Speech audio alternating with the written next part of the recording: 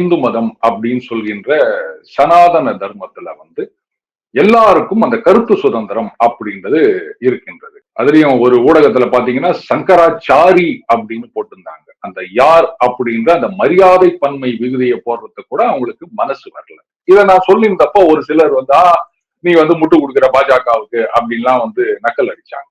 என்ன திமுக தலைவர்கள் உண்மை பேசக்கூடாதுன்னு நீங்க சொல்றீங்களா? அதெல்லாம் நான் ஏத்துக்க முடியாது. அப்போ இத ஒரு போலீஸ்காரர் பாத்துடுறாரு. பார்த்துட்டு இவர் பின்னாடி சேஸ் பண்ணணும். அது ஒன் வே. நான் இப்படி போக கூடாது, நான் அப்படியே போய் சுத்தின்னு வரேன்னு சொல்ல முடியுமா? ரிலீஸ் பண்ண அண்ணாமலையார்களா இருக்கட்டும், அதே மாதிரி இந்த யார் இந்த இதை லீக் பண்ணாங்கன்னு இருப்பாங்க, அவங்க மேல கோர்ட் கேஸ் எடுக்கிறதுக்கான சான்சஸ் இல்லையா? நிச்சயமா கிடையாது. ஏன்னு கேட்டீங்கன்னா, அதனால டெப்டி சிஎம் கொடுக்கறதா தாராளமா கொடுத்துட்டு போங்க. யாருக்காக பயப்படணும்னு நினைச்சிட்டு இருக்கீங்க நீங்க? அவர் ஒரு ஹிந்து அப்படின்னா அதுல என்ன குறைஞ்சு போயிடுச்சுங்க?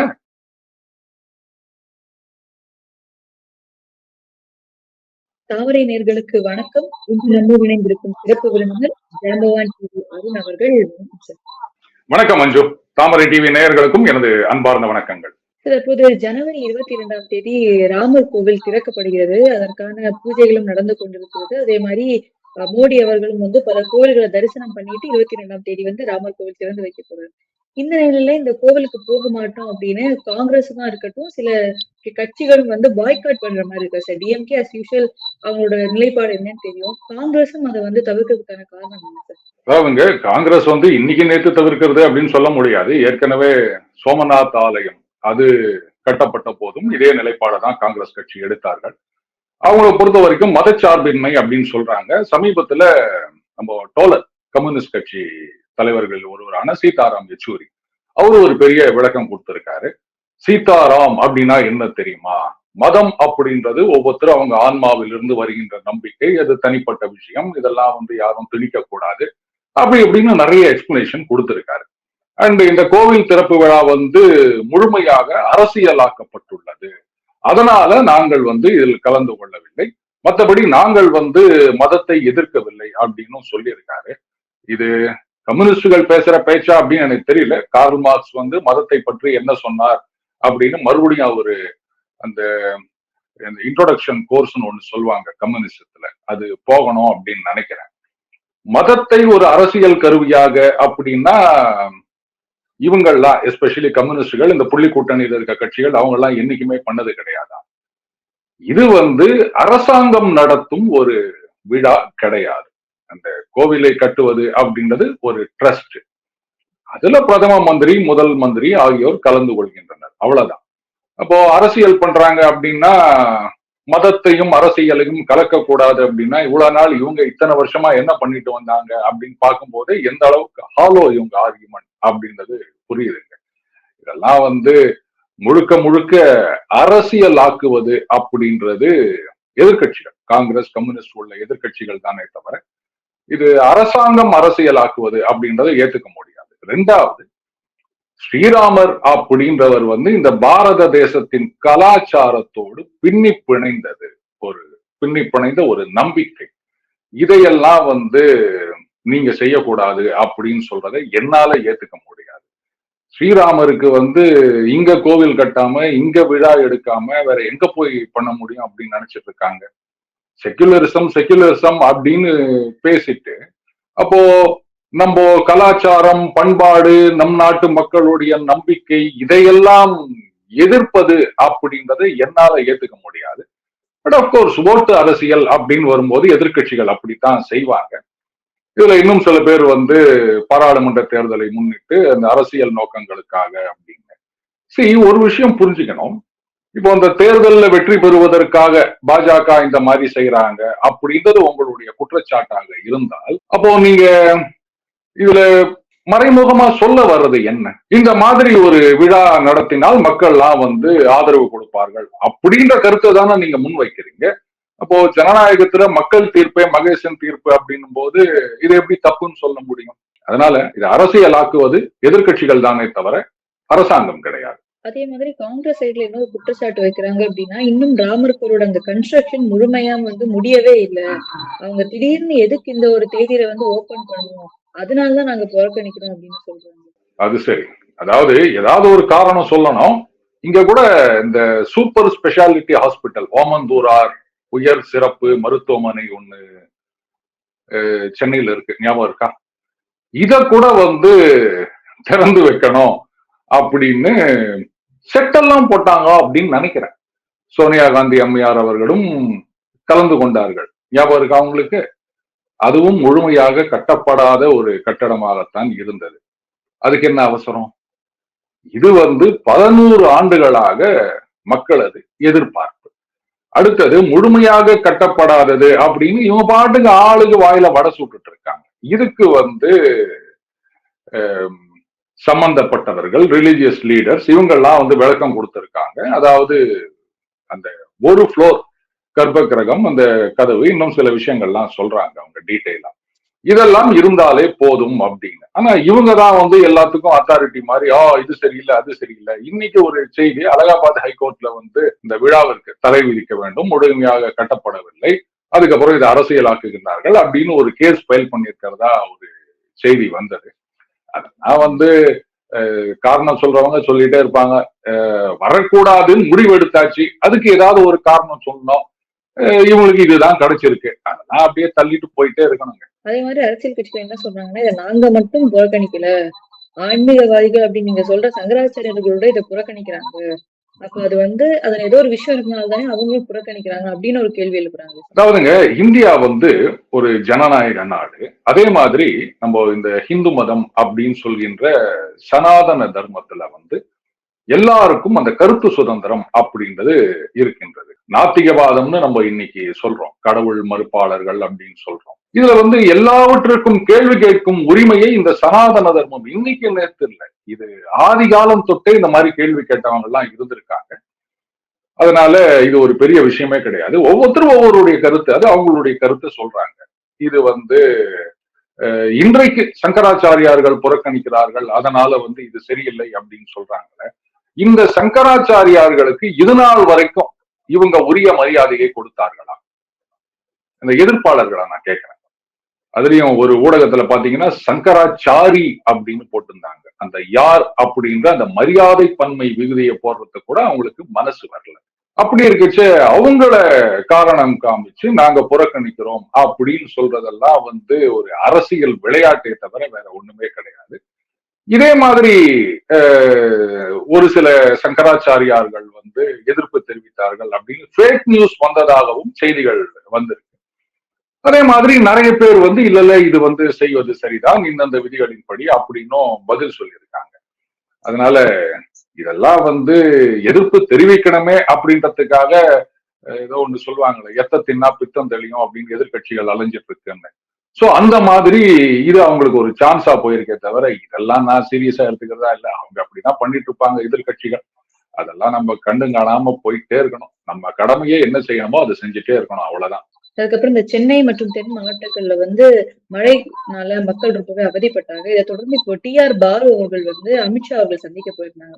அவரோட சந்திப்பு முடிஞ்சதுக்கு அப்புறமா அவர் வந்து நான் போன எதுக்காக நீங்க சந்திச்சீங்க அப்படின்னு ப்ரெஸ் கேட்கும்போது வந்து எங்களுக்கு நிவாரண தொகை வந்து ஸ்டேட்டுக்கு கிடைக்கிற அந்த நிவாரண தொகை வந்து தீர்ந்துடுச்சு.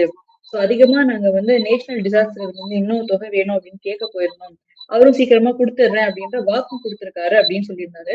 ஆனா திருச்சியில பேசின மோடி அவர்கள் வந்து என்னென்ன தேவையோ அதை நாங்க ஆல்ரெடி கொடுத்துட்டோம், எல்லாமே நாங்க செட்டில் பண்ணிட்டோம் மாதிரி அவர் பேசினாரு. ஆனா டி.ஆர். பாலு அவர்கள் இன்னும் தரேன்னு மோடி அவர்கள் வாக்கு கொடுத்தா சொல்லியிருக்காங்க. இல்ல ஆக்சுவலா அண்ணன் டி.ஆர். பாலு அவர்கள் வந்து நிறைய விவரங்கள் அதுல கூறியிருந்தார்.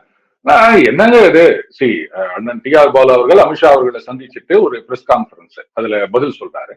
அதுக்கு ஒரு வாரம் முன்னாடிதான் வந்து இன்னொரு சேனல்ல பேட்டி கொடுக்கும்போது நான் சொல்லியிருந்தேன், இந்த மாதிரி பேரிடர்ல நிவாரணம் அப்படின்றது இன்னைக்கு மழை பெஞ்சா நாளைக்கே கொடுத்துட மாட்டாங்க, இதுக்குன்னு சில ப்ரொசீஜர் எல்லாம் இருக்குது. அந்த மத்திய குழு வருவாங்க, அவங்க போயிட்டு அறிக்கை கொடுப்பாங்க, அதுக்கப்புறம் அதை ப்ராசஸ் பண்ணுவாங்க. ஒரு பெரிய ப்ரொசீஜருங்க. அரசு இயந்திரம் அப்படின்றது அப்படித்தான் இயங்கும். என்றைக்குமே இந்தியாவில பாத்தீங்கன்னா ஒரு பேரிடர் அப்படின்னா அடுத்த நாளே பணம் ரிலீஸ் பண்ணாங்க அப்படின்றது கிடையவே கிடையாது. ஏன்னா இதுதான் வந்து கவர்மெண்ட் ப்ரொசீஜர். இதை நான் சொல்லியிருந்தப்போ ஒரு சிலர் வந்து நீ வந்து முட்டு கொடுக்குற பாஜகவுக்கு அப்படின்லாம் வந்து நக்கல் அடிச்சாங்க.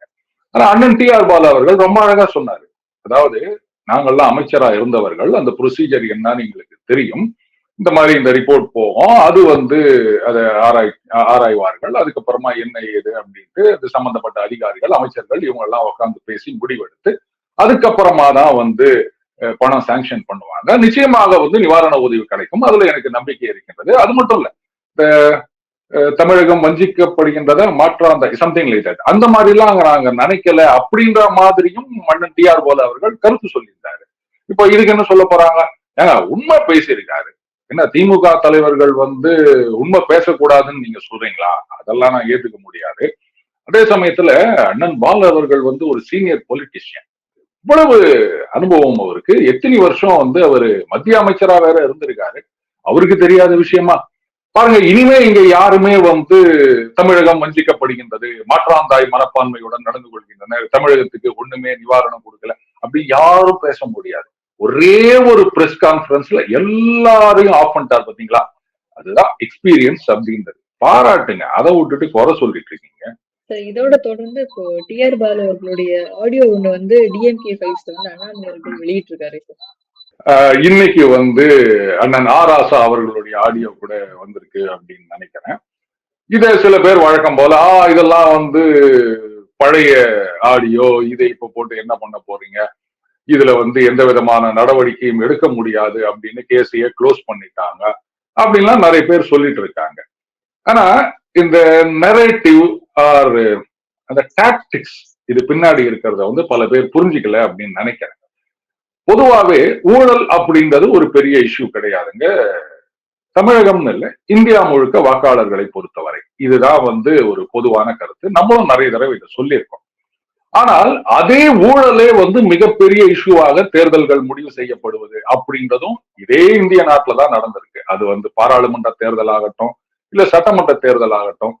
உதாரணத்துக்கு போஃபர்ஸ் ஊழல், இதுதான் வந்து 1989 பெரியதாக பேசப்பட்ட விஷயம். வி.பி. சிங் அவர்கள் வந்து ராஜீவ்காந்தி அவர்கள் அமைச்சரவையில் இருந்து வெளில வந்த பிறகு அந்த ஊழலுக்கு எதிரான யுத்தம் அப்படின்னு ஆரம்பிக்கிறாரு. சொல்ல போனா 71 ஜேபி அவர்கள் தலைமையில அந்த ஊழலுக்கு எதிரான ஒரு இயக்கம் ஆரம்பிக்கின்றது. அதனுடைய ரெப்பர்கஷன் தான் வந்து இந்திரா காந்தி அம்மையார் அவர்கள் எமர்ஜென்சியை கொண்டு வராங்க 75. சோ அப்பவும் வந்து அது ஒரு பெரிய இஷ்யூ. 89லயும் ஒரு இஷ்யூ அப்படின்றத பாக்குறோம். அதே மாதிரி 96 தேர்தல் ஜெயலலிதா அவர்கள் வந்து அதிமுக பெரும் தோல்வி அடைகின்றது. சோ அதுவும் வந்து ஊழல் தான் ஒரு இஷ்யூ. அதே மாதிரி 2G அப்படின்றது எங்கேயோ சொன்னாங்கல்ல, பாருங்க அவங்க பண்ணிட்டு கடைசியில நாங்க வந்து அதுக்காக பாதிப்படைகின்றோம் அப்படின்னு. சோ ஊழல் ஒரு இஷ்யூ தான். எப்போன்னு கேட்டீங்கன்னா அதனுடைய ப்ரப்போர்ஷன் மிகப்பெரியதாக இருக்கும் பொழுது. இதுல கம்யூனிஸ்ட் தோழர்களோட ஒரு முட்டு குத்திருந்தாரு, அந்த ஊழல் அதை பார்த்துலாம் மக்கள் தீர்ப்பளிப்பதில்லை அப்படின்னு சொல்லியிருந்தாரு அந்த பொன்முடி அவர்களுக்கு எதிரான தீர்ப்பு வந்தப்போ. அப்ப என்ன சொல்ல வராங்க கம்யூனிஸ்டுகள்? ஊழல் அப்படின்னா இருக்கட்டும்பா என்னப்பா அப்படின்னு போயிடணும் அப்படின்னு சொல்றாங்களா? நாங்க தான் நேர்மைக்கு வாரிசு, நாங்க வந்து ரொம்ப சுத்தமானவங்க நேர்மையானவங்க அப்படின்னு சொல்லிட்டு இருக்க கம்யூனிஸ்டுகள் கிட்ட இருந்து இந்த மாதிரி ஒரு வார்த்தை வருது அப்படின்னா எந்த அளவுக்கு அவங்களும் வந்து ஊழலை சகித்து கொள்ளக்கூடியவர்களாக மாறிட்டாங்க அப்படின்னு புரியுது இல்லையா? ஆனா அந்த ப்ரப்போர்ஷன், அந்த நெரேட்டிவ் செட்டிங் அப்படின்றதான் இந்த டிஎம்கே ஃபைல்ஸ் 1, 2, 3 இதுல எல்லாம் நான் பாக்குறேங்க. இப்போ அந்த அண்ணன் டி.ஆர். பாலு அவர்களுடைய ஆடியோ, அதாவது எப்படி ஒரு விஷயத்தை திசை திருப்புவது அப்படின்றது. இன்னைக்கு வந்து ராசா அவர்களுடைய ஆடியோன்னு ஒண்ணு நான் பார்த்தேன். எப்படியெல்லாம் இப்போ இன்னைக்கு நிறைய பேர் கேட்டுட்டு இருக்காங்க, நீங்க வந்து இந்த 2G வழக்குன்னு சொன்னீங்களே, கடைசியில வந்து அண்ணன் ராசா அவர்கள் வந்து நிரபராதி குற்றமற்றவர் அப்படின்னு விடுவிக்கப்பட்டார். இத்தனை வருஷமாவா வந்து, ஏன்னா பாஜக ஆட்சிக்கு வந்து 10 வருடங்கள் முடிய போகின்றன. இத்தனை வருஷமா அவங்களால ஒண்ணுமே பண்ண முடியல, அப்புறம் நீங்க வந்து ஊழல் ஊழல்னு சொன்னா என்ன அர்த்தம் அப்படின்னு நல்லா கவனிக்கணும். இந்த விசாரணை தொடங்கியது அப்படின்றது வந்து காங்கிரஸ் ஆட்சி காலத்துல. சோ என்ன மாதிரியான எவிடன்ஸ் எல்லாம் கைப்பற்றப்பட்டது, ஒருவேளை எந்த எவிடன்ஸ் ஆவது கைப்பற்றப்பட முடியாமல் போனதா, இந்த மாதிரி நிறைய விஷயங்கள் இருக்கு. இப்போ வெளியிட்டு இருக்க வீடியோக்கள் எல்லாம் பாத்தீங்கன்னா எந்த அளவுக்கு இந்த மாதிரி வந்து இந்த விசாரணையை அவர்கள் திசை திருப்புகிறார்கள் அப்படின்றத காமிக்குது அப்படின்றது பாஜக தரப்பு வாதமாக இருக்கின்றது. அப்போ அந்த நெரேட்டிவ் ஊழல் வந்து எந்த அளவுல மக்களை பாதிக்கின்றது, அது எப்படியெல்லாம் அதிகாரம் கையில் இருக்கும் போது ஒவ்வொருவரும் அதை வந்து திசை திருப்புகின்றார்கள் அப்படின்றத கொஞ்சம் கொஞ்சமா மனசுல பதிய வைக்க வேண்டிய விஷயம். சொல்லப்போனா அந்த நிராராடியா டேப்ஸ் அப்படின்றது ஒரு பெரிய டிரான்ஸுங்க. அப்போ வந்து நெட்ல இருந்து டவுன்லோட் பண்ணி பார்க்கலாம் அப்படின்னு நிறைய விஷயங்கள் வந்தது. அதுக்கப்புறம் அது மறந்தே போச்சு அப்படின்னு வச்சுக்கோங்களேன். இப்போ அப்படி இன்ஸ்டால்மெண்ட்ல ரிலீஸ் பண்ணும்போது அந்த ஊழல் ஒரு மிகப்பெரிய ஆபத்து அப்படின்றத கொஞ்சம் கொஞ்சமா எப்படி வந்து ஒரு சினிமால வந்து இனிஷியல்ல இருந்து அப்படியே ஆரம்பிச்சு கிளைமேக்ஸ்ல ஒரு பில்டப் பெருசா போதும், அந்த மாதிரி எடுத்துட்டு போறதா தான் நான் பாக்குறேன். அதனால இது பழசாயிடுச்சு அப்படின்னா என்ன 2 நாள் ஆனா ஊசி போடுறதுக்கு இதுனா உப்புமாவா? அதெல்லாம் கிடையாது. ஊழல் அப்படின்றது என்னைக்கு இருந்தாலும் ஊழல் தான். அதை எப்படியெல்லாம் அதிகார வர்க்கம் ஆட்சியில் இருப்பவர்கள் வந்து அந்த இன்வெஸ்டிகேஷனை தடுத்து நிறுத்த பார்க்கிறார்கள் அப்படின்றதும் என்னைக்குமே ரெலவெண்டான விஷயம் தான். அதனால இதுல எல்லாம் வந்து குறை சொல்வதற்கு எதுவுமே இல்லை. பட் இன்னும் வேகமாக நடவடிக்கை எடுக்க வேண்டும், அதுதான் மக்கள் எதிர்பார்ப்பது. பட் நிச்சயமா ஊழல் அப்படின்றது வந்து ஒரு மிகப்பெரிய இஷ்யூவாக இருக்க போகின்றது தமிழக தேர்தல்களில். அதுல எந்த விதமான சந்தேகமும் கிடையாது. அதே மாதிரி இந்த ஆர்எஸ் அவங்களுடைய வீடியோ எல்லாமே ஒரு இன்கம்ப்ளீட்டான ஒரு சென்ஸ்ல இருந்தது, இன்னும் அதுல ஏதோ இருக்குது, ஆனா பாதியிலே அந்த ஆடியோ முடிஞ்சது மாதிரி ஒரு ஃபீல் இருக்கு அப்படின்றாங்க. அதே மாதிரி இன்னொரு சைட்ல என்ன குற்றச்சாட்டு வைக்கிறாங்க அப்படின்னு பாத்தீங்கன்னா, அவங்க பண்ணது தப்பாவே இருக்கட்டும், அதுல வந்து என்னன்றது விசாரிச்சுதான் தெரியும். பட் இன்னொருத்தருடைய ஒரு பிரைவசியான ஒரு பிரைவேட் லைஃபுக்குள்ள மூக்க நுழைக்கிற மாதிரி இந்த மாதிரி வீடியோஸ் எடுத்து போடுறது வந்து லீகலி தேர் ஸ்ட்ராங். அந்த மாதிரி விஷயத்த அதுவும் ஒரு எக்ஸ் ஐபிஎஸ் ஆபீசரா இருந்த அண்ணாமலை அவர்கள் பண்றது தவறு இல்லையா அப்படின்னு ஒரு கேள்வி வருது.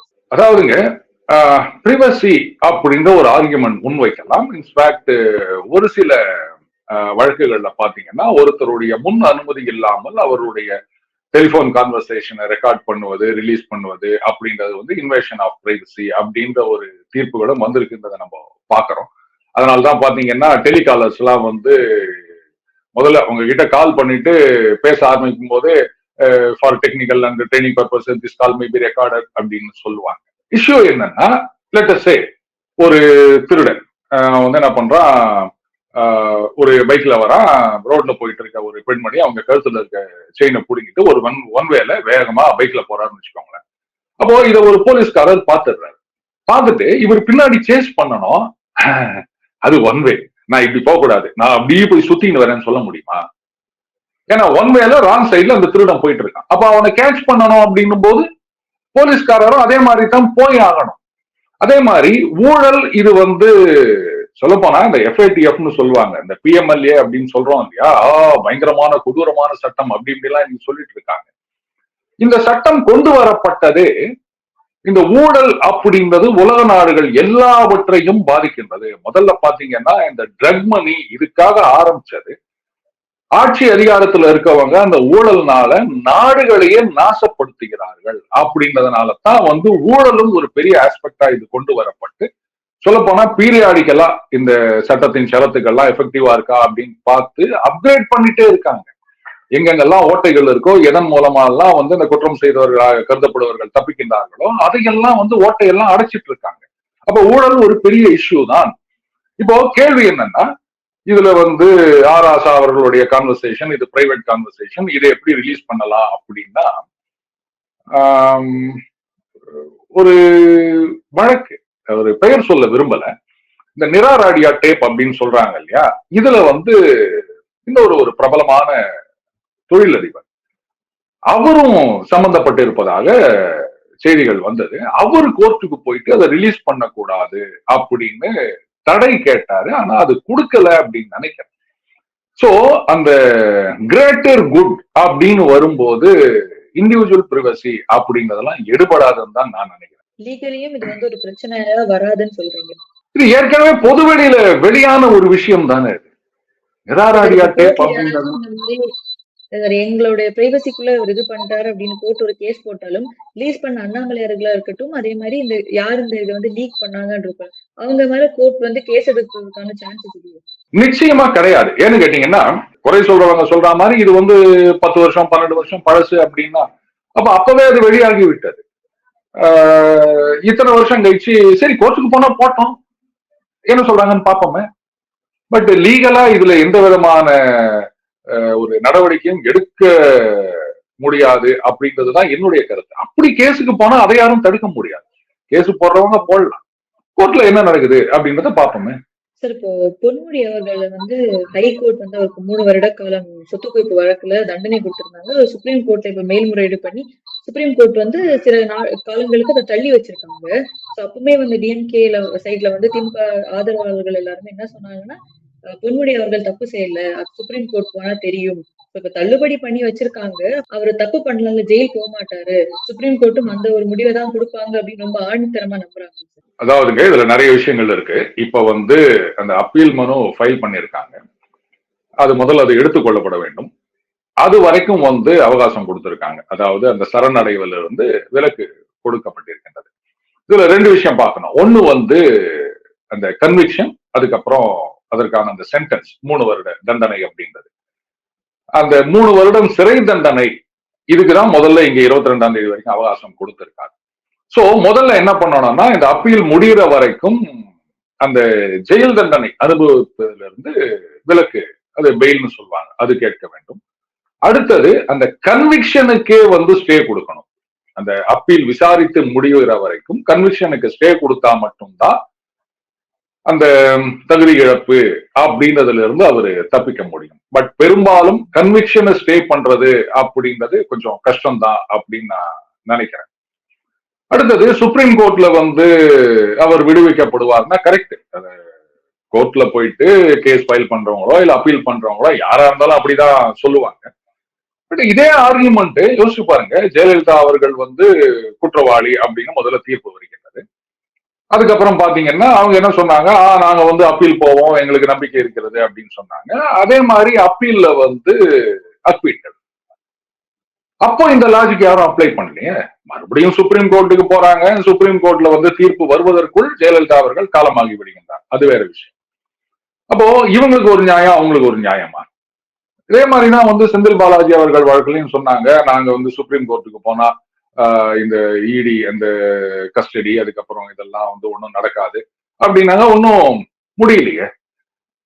கோர்ட்டுக்கு போகும்போது கேஸ் ஃபைல் பண்ணும்போது இது மாதிரி நம்பிக்கையோட எல்லாரும் தான் சொல்லுவாங்க. அது ஒரு பெரிய விஷயம் கிடையாது. தீர்ப்பு என்ன வருகின்றது அப்படின்றத பார்க்கணும். அடுத்த ஹியரிங்ல என்ன சுப்ரீம் கோர்ட் முடிவு செய்கின்றார்கள் அப்படின்னு. அடுத்தது இந்த அப்பீல் விசாரிக்கப்பட வேண்டும். அதுக்கப்புறமா தான் வந்து அவர் அக்விட் பண்றாங்களா இல்ல வந்து அந்த கன்விக்ஷனை வந்து அப்போல் பண்றாங்களா அப்படின்றது தெரியும். அது இன்னும் நிறைய நாள் ஆகும். அது வரைக்கும் நம்ம பொறுத்துட்டு தான் இருக்கணும். பட் இந்த மாதிரி கிளைம் வரத்தான் செய்யும், அதை ஒண்ணும் பண்ண முடியாது.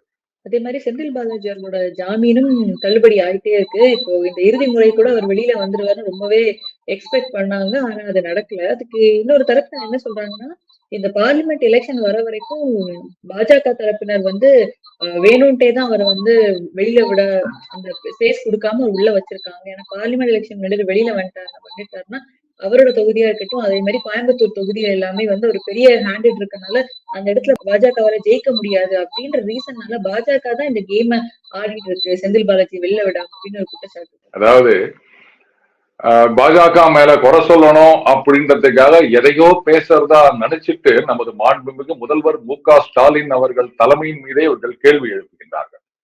ஏன் செந்தில் பாலாஜி அவர்கள் இல்லைன்னா திமுகவுல ஜெயிக்க முடியாதா? செந்தில் பாலாஜி அவர்கள் என்ன திமுகவுல ஆரம்ப காலத்திலிருந்தே இருந்த ஒரு தலைவரா? அவர் எங்க ஆரம்பிச்சு எந்தெந்த கட்சிகளுக்கு போயிட்டு எப்ப திமுகவுக்கு வந்தாரு அப்படின்றது எல்லாருக்குமே தெரியும். அப்போ செந்தில் பாலாஜி அப்படின்ற ஒரு ஒற்றை நபரை நம்பித்தான் திமுக கோவை, ஈரோடு, கரூர் இந்த தொகுதிகள்லாம் ஜெயிக்கணும் அப்படின்னு சொன்னா, அப்போ நீங்க முதலமைச்சராகவும் திமுகவின் தலைவராகவும் இருக்கின்ற மு.க. ஸ்டாலின் அவர்கள் மீதே குறை சொல்ற மாதிரி இல்லையா? என்ன லாஜிக் இது?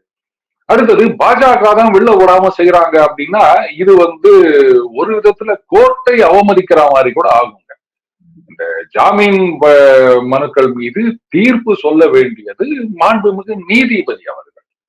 அப்ப நீதிபதி அவர்களை வந்து பாஜக பின்னிருந்து இயக்குகின்றது அப்படின்னு சொல்றாங்களா? பாஜக சொல்றதான் நீதிபதி அவர்கள் செய்யறாருன்னு சொல்றாங்களா? ரொம்ப தப்பு இல்லையா? அது கண்டெம்ட் ஆஃப் கோர்ட்னு வராதா?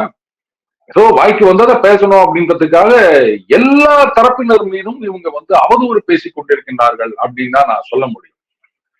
ஆல் சடன் என்னுடைய கேள்வி இதுதான். செந்தில் பாலாஜி அவர்களை நம்பித்தான் திமுக கொங்கு மண்டலத்துல ஜெயிக்கணும் அப்படின்னு சொன்னா, அப்ப நீங்க திமுகவையே இழிவுபடுத்துகிறீர்கள் அப்படின்னு தான் நான் சொல்லுவேன். ஏன் செந்தில் பாலாஜி அவர்கள் வருவதற்கு முன்னாடி திமுக வந்து ஜாயின் பண்றதுக்கு முன்னாடி எல்லாம் கொங்கு மண்டலத்துல வந்து திமுக என்ன பண்ணாங்க? கலைஞர் அவர்கள், மு.க. ஸ்டாலின் அவர்கள், இப்ப வந்து உதயநிதி அவர்கள், இவர்களாலெல்லாம் சாதிக்க முடியாதது செந்தில் பாலாஜி அவர்கள் சாதிப்பார் அப்படின்னா சாரி, இதுக்கு நான் என்ன பதில் சொல்றதுன்னு தெரியல. உதயநிதி ஸ்டாலின் அவர்கள் வந்து அமைச்சரா இருக்காரு தற்போது. ஆனா அவர் வந்து துணை முதலமைச்சரா வந்து அந்த பிளேஸ் வந்து அவர் குடுக்க போறாரு. டெப்யூட்டி சிஎம் ஆக போறாரு அப்படின்ற ஒரு தகவல் வெளியில வருதே சார். அது உண்மையா? சிலவர்கள் என்ன சொல்றாங்கன்னா, ஒரு டெப்யூட்டி சிஎம் இல்ல. அவர்தான் சிஎம்மே ஆக போறாரு. இவ்வளவு நாள் சிஎம் போஸ்ட்ல இல்லாம அந்த வேலையை பார்த்துட்டு இருந்தாரு. இனிமேல் வந்து அந்த போஸ்டுக்கு அவர் வந்துருவாருன்னு ஒரு தகவல் வருது சார். இது ஒன்றும் சந்தேகமே கிடையாதுங்க. சொல்ல போனா திமுக ஆட்சிக்கு வந்த ஒரு சில வாரங்களிலேயே நாம வந்து ஜாம்பவான்ல ஒரு பதிவு போட்டிருந்தோம். நீங்க பாட்டுக்கு டைரக்டா டெப்டி சிஎம் போஸ்டே கொடுத்துடலாங்க. அப்போ வந்து அவர் மந்திரி கூட ஆகல. நீங்க வரலாறு புரட்டி பாத்தீங்கன்னா தெரியும், நான் அரசியலுக்கு வரமாட்டேன்னு சொல்லியிருக்காரு. ஏன் நமது முதலமைச்சர் கூட சொல்லியிருக்காரு, என் குடும்பத்துல இருந்து யாரும் வரமாட்டாங்க அப்படின்னு சொல்லியிருந்தாரு. ஆனா அவரு வருகின்றார். அதுக்கப்புறம் அந்த எம்எல்ஏ அப்படின்னு ஆகுன்றது, அதுக்கப்புறம் மந்திரி அப்படின் போது இல்ல இல்ல அதெல்லாம் எனக்கு அது ஆசை இல்ல, நான் வரமாட்டேன் அப்படின்ற மாதிரி சொல்றாரு. பாத்தீங்கன்னா மந்திரி ஆகின்றார். அதே மாதிரிதான் இப்ப இந்த டெப்டி சிஎம் அப்படின்ற ஒரு பேச்சும் வந்து கொண்டிருக்கின்றது. பட் அவங்க கட்சியில அவங்க கொடுக்கணும்னு நினைச்சா அது யாருங்க தடுக்க முடியும்? அவங்க கட்சிக்காரங்க தான் கேட்கணும். அவங்க யாரும் கேட்க போறது கிடையாது. அவங்க வந்து மூத்த தலைவர்களே சொல்றாங்க, பாருங்க நாங்க வந்து அவரோட அமைச்சரவையிலும் மந்திரியாக இருக்க வேண்டும் அப்படின்னு இப்பவே ஒரு அப்ளிகேஷன் போட்டு வச்சிருக்காங்க. அதுக்கப்புறம் என்ன எதிர்ப்பு இருக்கும் அப்படின்னு நினைக்கிறீங்க? கட்சி அப்படின்றது அவர்களுடைய முழுமையான கட்டுப்பாட்டில் இருக்கின்றது. தலைவர் மீது தொண்டர்கள், நிர்வாகிகள், மந்திரிகள் எல்லாருக்கும் விசுவாசம் இருக்கின்றது. இப்ப தலைவர் என்ன சொன்னாலும் இவங்க சரின்னு தான் சொல்ல போறாங்க, கேள்வி கேட்க போறது கிடையாது. அடுத்தது முதலமைச்சரான கரெக்ட். இப்ப அவங்க சொல்றாங்க இல்லையா, திராவிட மாடலை வந்து இந்தியா முழுக்க கொண்டு போனோம், அதுக்கப்புறம் முதலமைச்சர் அவர்கள் வந்து பிரதம மந்திரி ஆகணும் அப்படின்னா வேற சொல்லிட்டு இருந்தாங்க. இப்ப கொஞ்ச நாளா சொல்றது இல்ல, நாங்கள் கை காட்டுவதுதான் பிரதம மந்திரி அப்படின்னு சொல்லிட்டு இருக்காங்க. ஆரம்ப காலத்துல அப்படித்தானே சொல்லியிருந்தாங்க. அப்படி ஒரு வேளை இந்த புள்ளி கூட்டணி ஜெயிச்சு ஒரு கூட்டணி ஆட்சியில வந்து நமது முதலமைச்சர் அவர்கள் பிரதம மந்திரி ஆகினா, அப்ப ஆட்டோமேட்டிக்கா உதயநிதி அவர்கள் தான் சிஎம் ஆக போறாரு. வேற யாரும் கேட்க போறாங்க? யாரும் அந்த பதவிக்கு போட்டிக்கே வரமாட்டாங்க. அதனால டெப்டி சிஎம் கொடுக்கறதா தாராளமா கொடுத்துட்டு போங்க. யாருக்காக பயப்படணும்னு நினைச்சிட்டு இருக்கீங்க நீங்க? ஒருவேளை மக்களுக்கு பயப்படனா அதெல்லாம் வந்து ஜனநாயகத்துல நடக்கிற விஷயம் கிடையாது. வேற ஏதாவது இருந்தா கேளுங்க. அப்புறமா வந்து நேற்று திருவள்ளுவர் தின வாழ்த்துக்களுக்காக நம்முடைய மேதகு கவர்னர் அவர்கள் RN ரவி அவர்கள் ஒரு பதிவு இட்டிருந்தார். அதுல வந்து காவி உடை உடுத்திய மாதிரி திருவள்ளுவர் வந்து அந்த அவருடைய போட்டோல இருந்தது. அவரோட எக்ஸல்ல போடும்போது வேணும்ட்டே இவர் வந்து திருவள்ளுவர் ஹிந்து அப்படின்றத திணிக்கிறதுக்காக கவர்னர் அவர்கள் வந்து இந்த மாதிரி ஒரு பதிவை போட்டிருக்காங்க அப்படின்னு அந்த பதிவுக்கு பல எதிர்ப்புகள் கிளம்பி இருக்கு. அதாவதுங்க, இப்போ திருவள்ளுவர் வந்து ஊழ்வினை பத்தி பேசுகிறார், மறுபிறவி பத்தி பேசுகிறார், 7 பிறவிகள் பற்றி பேசுகின்றார். அதுக்கப்புறம் நமது சனாதன தர்மத்துல வணங்குகின்ற கடவுள்களை பற்றி பேசுகின்றார், அந்தணர்களை பற்றி பேசுகின்றார். இப்படி எல்லாத்தையும் பற்றியும் வந்து திருக்குறள்ல அவர் எழுதியிருக்கின்றார். அண்ட் அந்த காலகட்டத்துல வந்து இந்த பாரத தேசத்துல இருந்தது சனாதன தர்மம் மட்டும்தான், வேற எதுவும் கிடையாது. அப்போ அவரை வந்து எதுக்கு நீங்க தேவையில்லாம மதச்சார்பற்றவர் அப்படின்னு நீங்க வந்து அவரை மாத்திட்டு இருக்கீங்க? இதுதான் எனக்கு புரியல. அவர் வந்து ஒரு ஹிந்து அப்படின்னா அதுல என்ன குறைஞ்சு போயிடுச்சுங்க? ஏன் ஒரு ஹிந்து வந்து உலகளாவிய பார்வை வச்சிருக்க கூடாது அப்படின்னு அர்த்தமா? அப்போ திருவள்ளுவர் வந்து இன்றைக்கு நீங்க இந்து மதம்னு சொல்றீங்க இல்ல, இது சம்பந்தப்பட்ட கருத்துக்களை எல்லாம் அவர் திருக்குறள்ல சொல்லியிருக்காரு. அப்ப அதை என்ன பண்ண போறீங்க? அதையெல்லாம் நீக்கிட போறீங்களா? மாத்துறது அப்படின்னு சொன்னா தேவையில்லாம திருவள்ளுவர் மதச்சார்பற்றவர் அப்படின்னு கொண்டு வராங்க. அந்த காலகட்டத்துல இருந்தது இங்க இருந்து ஒரே ஒண்ணு, அது சனாதன தர்மம்னு சொல்லுங்க, இன்னைக்கு ஹிந்து மதம்னு சொல்லுங்க, எது ஒண்ணா சொல்லுங்க, அதுதான் இருந்தது. அப்ப அவர் வேற எப்படி இருந்திருக்க முடியும்? இல்லங்க, அவர் வந்து மதத்திலிருந்து விலகியவர் அப்படின்னா அப்ப வந்து மதம் இல்லை, கடவுள் இல்லை அப்படின்ற கருத்துக்களை பத்தி எங்கேயாவது சொல்லியிருக்கோம்? ஏதாவது ஒரு குறள்ல கடவுள் இல்லை, மதம் இல்லை அப்படின்னு அவர் சொல்லியிருக்காரா? அப்புறம் தேவையில்லாம ஏன் நீங்க வந்து அவரை மதச்சார்பற்ற அப்படின்னு நீங்க தான் மாத்திட்டு இருக்கீங்க? ஆரம்ப காலகட்டத்துல, இப்ப சமீபத்துல அந்த 1950s கல்கி தீபாவளி மலர்ல வெளிவந்த திருவள்ளுவர் புகைப்படம் அதெல்லாம் கூட போட்டிருந்தாங்க. எல்லாவற்றிலும் திருவள்ளுவர் வந்து நெற்றியில விபூதியுடன் கையில வந்து ஓலைச்சுவடியுடன் தான் இருக்கின்றார். அப்ப மாத்துறது இவங்க தானே தவிர கவர்னர் கிடையாது. சொல்ல போனா இஸ் ரெஸ்டோரிங்னு சொல்லலாம். அவருடைய அந்த உண்மையான உருவப்படத்தை அவர் வந்து மறுபடியும் கொண்டு வருகிறார். இப்படித்தான் சொல்ல முடியுமே தவிர அவரை வந்து காவிக்குள்ள திணிக்காதீங்க அப்படின்னு சொல்றதெல்லாம் கொஞ்சம் கூட சரியே கிடையாது. இவங்களுடைய நெரேட்டிவ்காக இந்த மாதிரி பண்ணிட்டு இருக்காங்க. பட் எதற்காக அவரை மதச்சார்பற்றவர்னு சொல்லணும்னு எனக்கு கொஞ்சம் கூட புரியல. ராமர் கோவில் இஷ்யூ பத்தி நம்ம பேசிட்டு இருந்தோம். இப்போ ஆளுநர் அவர்கள் ஸ்ரீரங்கத்துல வந்து அங்க இருக்க தூய்மை பணிகள் எல்லாமே பண்ணிட்டு இருக்காரு. இப்ப என்னன்னா ஒரு ஆளுநர் வந்து இந்த மாதிரி ஒரு விஷயம் பண்ணி நான் பெருசா யாரும் தமிழ்நாட்டுல பார்த்தது இல்ல. அதுவும் திராவிடம் அப்படின்னு சொல்ற இந்த ஒரு சர்க்கிள்குள்ள. இப்போ கவர்னர் வந்து அவருடைய மனைவியோட சேர்ந்து இந்த மாதிரி ஒரு தூய்மை பணியை பண்றதுக்கான காரணம் என்ன? எதனால அவர் பண்ணாரு? இந்த விஷயத்த நீங்க எப்படி பாக்குறீங்க? அதாவதுங்க, ஒரு விஷயம் கவனிக்கணும். மாண்புமிகு விளையாட்டுத்துறை அமைச்சர் உதயநிதி ஸ்டாலின் அவர்கள் அவர் வந்து சனாதன தர்மத்தை பத்தி ஒரு கருத்து சொன்னார். அதுக்கப்புறம் என்ன பண்ணாரு, மந்திரியாக சொல்லவில்லை, அவர் ஒரு தனிப்பட்ட நபராகத்தான் சொன்னார் அப்படின்லாம் வந்து செய்திகள் வந்ததுங்க. ஒருவர் வந்து ஒரு கவர்னரா இருக்கார், இல்ல முதலமைச்சரா இருக்கார், இல்ல பிரதம மந்திரியா இருக்கார், or for that matter any பொசிஷன்ல இருக்கார் அப்படின்னு சொன்னாலும் முதல்ல அவர் வந்து ஒரு தனிநபர்.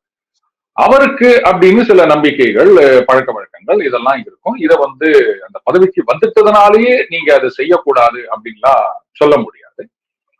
அதே மாதிரி பஞ்சாப்ல பாத்தீங்கன்னா பல முதலமைச்சர்கள் அதே மாதிரியான வழிபாட்டு தலங்கள்ல நிறைய சேவைகள் செஞ்சிருக்காங்க அப்படின்றத பாக்குறோம். அண்டு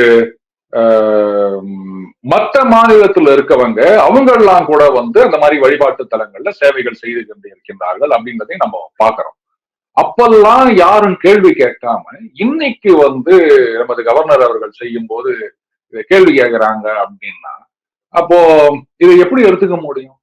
வைத்தறிச்சல், பொறாம, புலம்பல் இப்படிதான் எடுத்துக்கணும். இதுக்கெல்லாம் வந்து ஒரு முக்கியத்துவம் கொடுக்கணும் அப்படின்னு நான் நினைக்கவே இல்லை. அவருடைய விருப்பம் அவர் செய்யறாரு. அவர் என்ன எல்லாரும் வந்து செய்யணும் அப்படின்னு ஆர்டர் போட்டாரா? இல்ல, அவருக்குன்னு சில நம்பிக்கைகள் இருக்கு, அதை வந்து அவர் ஃபாலோ பண்ணிட்டு இருக்காரு. அதை எப்படி நீங்க தப்புன்னு சொல்ல முடியும்? அதே மாதிரி சில கருத்துக்கள் என்ன சொல்றாங்கன்னா, மோடி அவர்களின் கட்டளைப்படிதான் தமிழக கவர்னர் வந்து இந்த தூய்மை பணியை செய்யறாரு அப்படின்னு ஒரு நியூஸ் வருது. இங்க பக்கத்துல இருந்து பாத்தாங்களாமா? இந்த மாதிரி கழுதையார் குதிரையாருன்னு ஆளுக்கு அடிச்சு விடுவாங்க. இதெல்லாம் தமாஷா காதுல கேட்டு சிரிச்சின்னு போயினே இருக்கணும். இதெல்லாம் சீரியஸா எடுத்துக்கூடாது. சொல்ல போனா மோடி அவர்களது கட்டளை என்ன அப்படின்னா ஸ்வச் பாரத். ஞாபகம் இருக்கா? அவர் வந்து ஆட்சிக்கு வந்த உடனே இந்த தூய்மை இந்தியா அப்படின்னு, அப்ப எல்லாரும் வந்து அந்த தூய்மை பணிகள் ஈடுபடுத்திக் கொள்ள வேண்டும் அப்படின்னாரு. அப்போ பாத்தீங்கன்னா பெரும்பாலும் மத்திய அரசு அலுவலகங்கள்லாம் வந்து எல்லாரும் சேர்ந்து அந்த காந்தி பிறந்த நாள் அன்று அப்படின்னு நினைக்கிறேன், எல்லாரும் தூய்மை பணியில் ஈடுபட வேண்டும் அப்படின்னு சொன்னாங்க. அது கூட கட்டளை கிடையாது, ஒரு வேண்டுகோள் தான். புரியுதுங்களா?